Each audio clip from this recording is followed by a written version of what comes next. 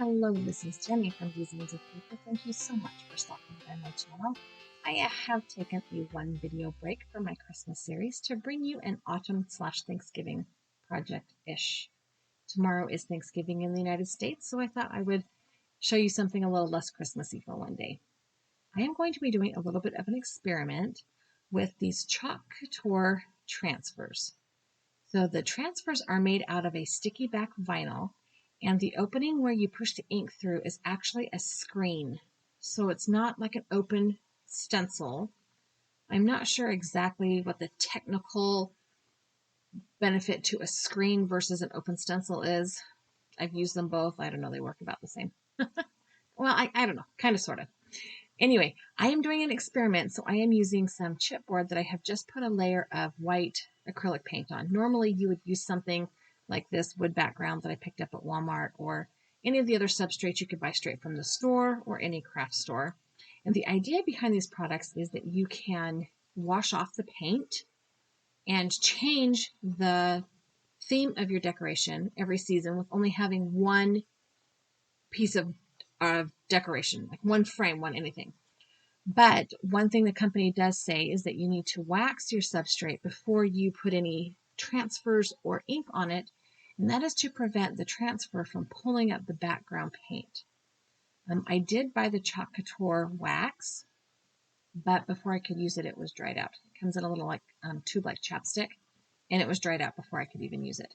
So I've picked up this type of wax from Home Depot or Lowe's, something like that, maybe even Walmart, who knows. And it's just a chalk paint wax. So I felt like it would do the job. And on the other project I did for my boys' room, it worked just fine.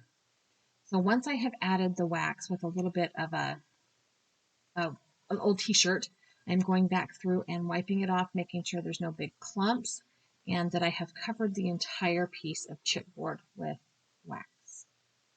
My experiment today is to find out if I can use paints other than the Chalk Couture chalk paints. Now, I know that the Chalk Couture paints are meant to be washable. If you don't want it to wash off, you have to buy their ink line, but their paints are made to be washable. And the other paints I am using probably will not be. But I wanted to find out if I could get the same results with the chalk inks, with chalk paste rather, and some distress paint, acrylic paint, just from my stash.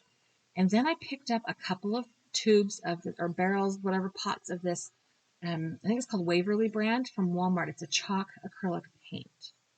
So we're just going to play around here for a minute and see what happens. So the first thing I'm going to do is this Warm Wishes transfer, and I'm going to lay it right here on this piece of chipboard. Probably one thing I should have done is made sure that my transfer was not substantially smaller than my substrate, or that I had put some other masking around it just to keep the paint from coming onto the background. Don't throw away that waxed backing paper to your transfers. Your transfers are usable more than one time. And I am going to try this one with my Distress Oxides. I have Barn Door, Mowed Lawn, Chipped Sapphire, and Old Paper. And I don't think I ended up using the Old Paper. And I picked these. They're kind of a wintry, Christmassy combination. And I'm going to start with the red. I'm going to shake up my paints really good because you know they're distress paints and you should shake them. Probably for real, you should shake all paints. Let's just be honest. I am putting just a drop. Now, distress paints are a little bit more runny than some other acrylic paints. So there is that to take into account anytime you're using them with a stencil or a transfer like I am here.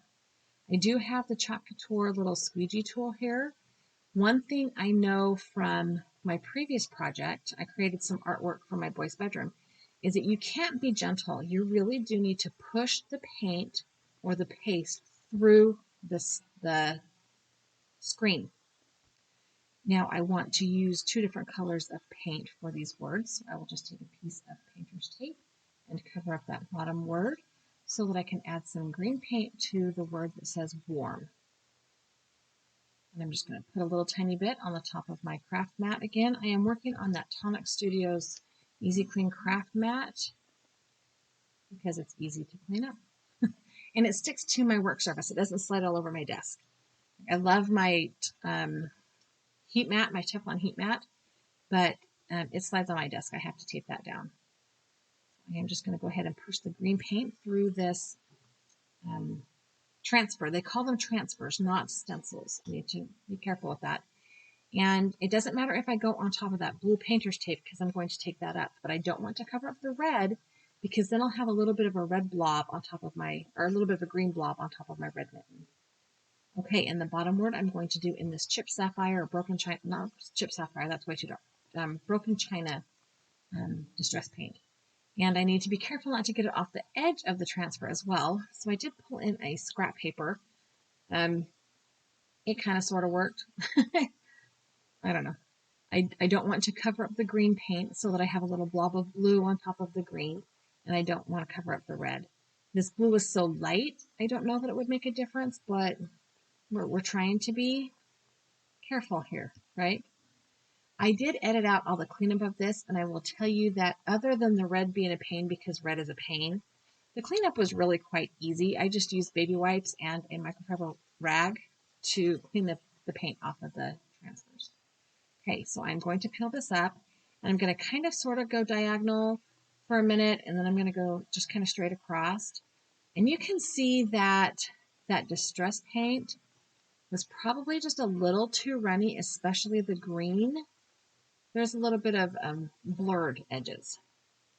So now I'm going to zoom in a little bit so you can see a little bit better, and I'm going to use this Harvest Time and the chalk acrylic paint that I purchased from Walmart. And I will use a red and a yellow and blend them together to kind of get an orange in the middle because red plus yellow equals orange. And that's very Harvest. Okay, so the red is a bright red. And I'm showing you an orange here. I ended up not using the orange. I don't know why I showed you the orange, not the red. And this is a Waverly brand acrylic chalk paint. And I picked them up at Walmart. They're like $2 a little pot. So not super expensive. They are a thicker consistency than the distress paint. I did have to pull it out with a palette knife. And I pulled out way too much. Just so you know, these little transfers don't need a ton of paint. And I pulled out a ton of paint. So I'm going to add a little bit of yellow. And you can't see it there on my craft mat because I have zoomed in. This is kind of a soft buttery yellow as opposed to a bright lemony yellow. And I don't know the actual color names. I didn't even bother to look to see if they had actual color names. I just picked colors that I thought looked good. I guess I should look into that. Okay, I am going to use my little Chalk Couture squeegee and pick up some of that red paint and just pull it across to kind of a little more than a 1/3 across so that I have plenty of room to blend. And then I decided, well, maybe I should go. It's drying pretty quickly. So maybe I should go halfway just to make sure I have actual space to blend the paint together. And so I pulled that yellow on, and it didn't blend really well from the yellow side, so I had to pull the red in, and that worked pretty well.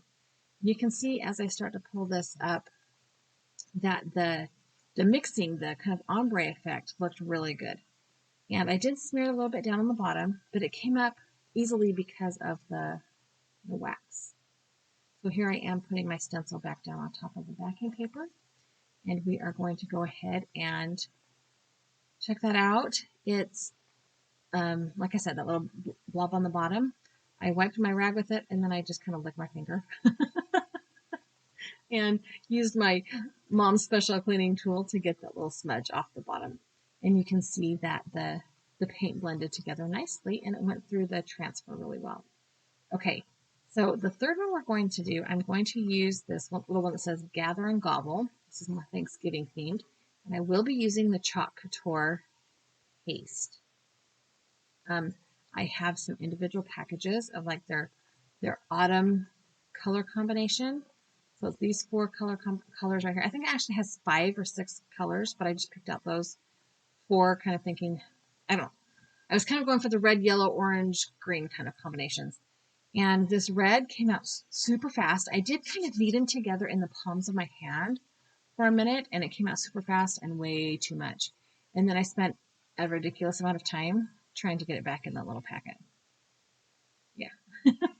I am going to add the red down here to the gobble word just because I feel like it is the most pronounced image on this, and I like red.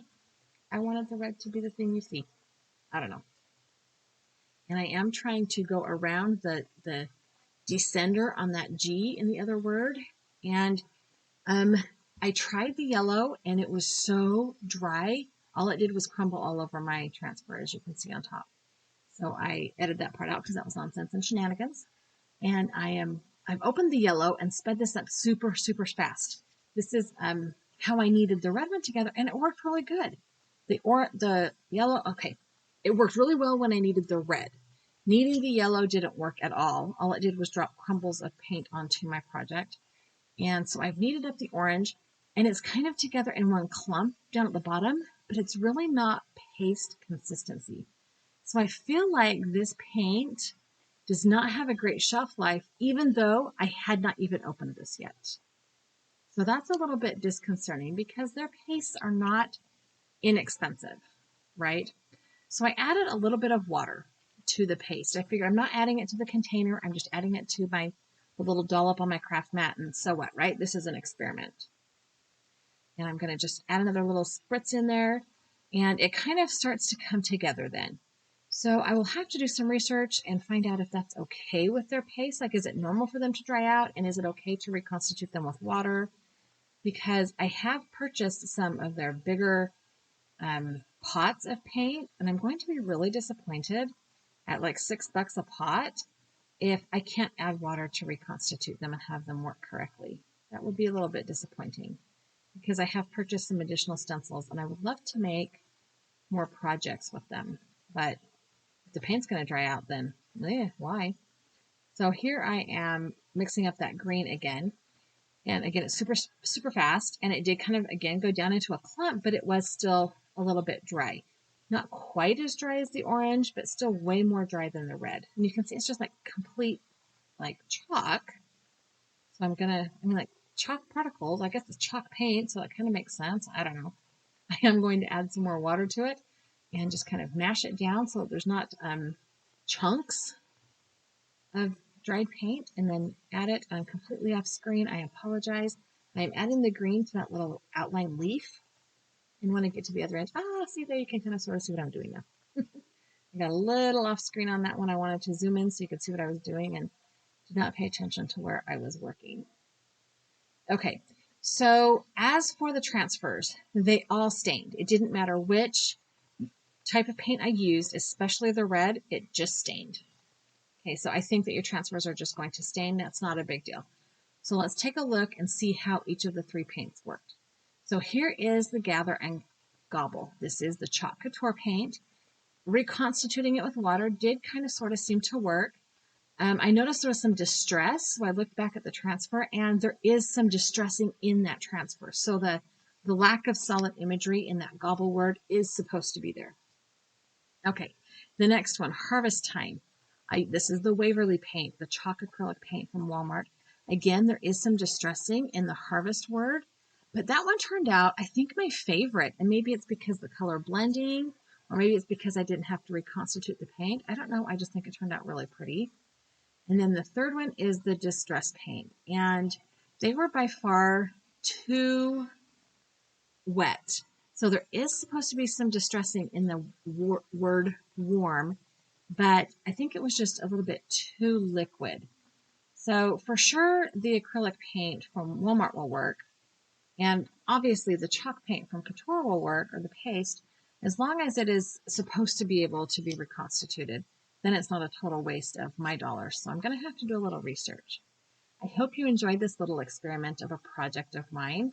I'm so grateful that you stopped by my channel. Have a really great Thanksgiving. I hope you are able to enjoy some family, whether it's long distance or via Zoom or in person. I've linked a couple of other videos for you to enjoy here today, and also the subscribe button. If you have not done so already, I would love it if you subscribe to my channel. Thank you so much, and have a really, really great day.